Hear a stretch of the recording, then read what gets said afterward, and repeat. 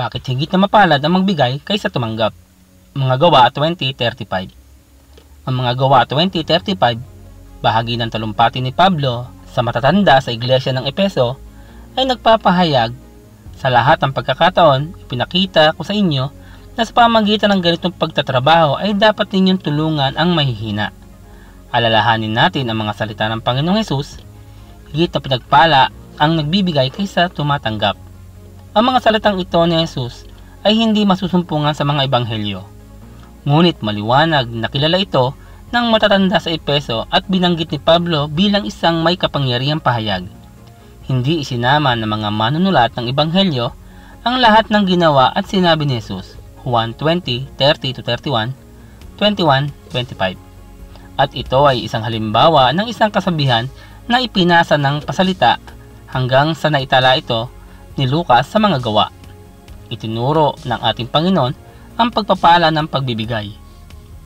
Ang pagbibigay ay naaayon sa halimbawa ni Hesus at nagsisilbing testamento sa ebanghelyo. Si Hesus ay naparito sa lupa hindi upang paglingkuran, kundi upang maglingkod at ialay ang kanyang buhay sa ikatutubos ng marami. Mateo 20:28. Sa makatuwid, ang pagbibigay ay sumasalamin sa katulad ni Kristo at nag-aalok ng paraan upang isabuhay ang ebanghelyo gamit ang ating mga mapagkukunan. Ang mga Kristiyano ay tinatawag na maging bukas palad dahil tayo ay naglilingkod sa isang Diyos na nagbibigay ng sakripisyo. Juan 3:16. Ang pagbibigay ay nagpapaunlad ng ating pagkatao, nagpapaunlad ng pagiging hindi makasarili at sumasalungat sa natural na ugali patungo sa makasarili. Kapag handa tayong magbigay ng ating pera, oras, talento at mga regalo, lumalabas tayo sa ating munting mundo at naglilingkod sa iba. Ang taong mapagbigay ay nagkakaroon ng higit na kabutihan kaysa sa patuloy na tumatanggap at nagtatayo ng responsibilidad. Ang iba pang mga kabutihan na nalilinang sa ating pagbibigay ay kinabibilangan ng pakikiramay, kabaitan, kagalakan at pagmamahal. Higit pa rito, ang pagbibigay ay nagdudulot ng kasiyahan. Kapag bukas palad tayo nag-aalok ng ating mga mapagkukunan, ipinapahayag natin ang kasiyahan sa mga pagpapala ng Diyos at kinikilala siya bilang pinakamahusay na tagapagbigay. Bagamat walang alinlangan na pinagpala ang tumanggap, mas pinagpala ang magbigay.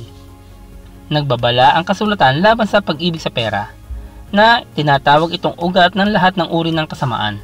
1 Timoteo 6:10. At ang pagbibigay sa pananalapi ay maaaring bumunot sa maling pag-ibig na ito. Binibigyan diin ng mga ngaral 5:10 ang kawalang kabuluhang pagmamahal sa pera sa pamagitan ng pagsasabing, ang gahaman sa salapi ay walang kasiyahan, at ang sakim sa kayamanan ay hindi masisiyahan sa kaunting pakinabang. Ngunit ito man ay walang kabuluhan. Mayroong nakakapit na pagkasakim sa loob ng bawat isa sa atin na tinutukso tayo sa kasakiman. Nilabanan natin ang tuksong iyon sa pamagitan ng malayang pagbibigay sa mga nangangailangan. Sa wakas, ang pagbibigay ay nagbibigay daan sa atin na makaipon ng mga kayamanan sa langit. Sa halip, mag-impok kayo ng kayamanan sa langit. Do'y walang naninirang insekto at kalawang, at walang nakakapasok na magnanakaw. Mateo 6:20.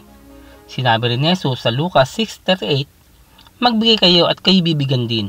Hustong takal, siksik, liglig at umaapaw pa ang ibibigay sa inyo.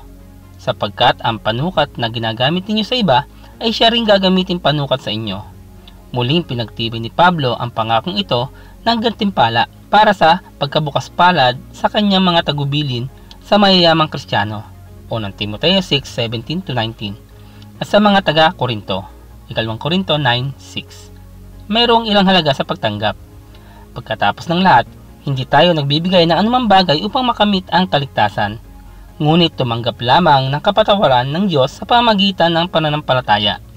Gayunpaman, sa ating pang-araw-araw na buhay, ang mga pagpapalang dulot ng pagbibigay ay higit na nakahihigit sa anumang regalong natatanggap. Sa katunayan, ang bukas palad na nagbibigay ay umaani ng masaganang ani. Salamat po sa inyong panonood, at kung kayo po ay napagpala ng bidyong ito, huwag po kayo mahiya na ito ibahagi po sa inyong mga kaibigan, kamag-anak. Hanggang sa muli po.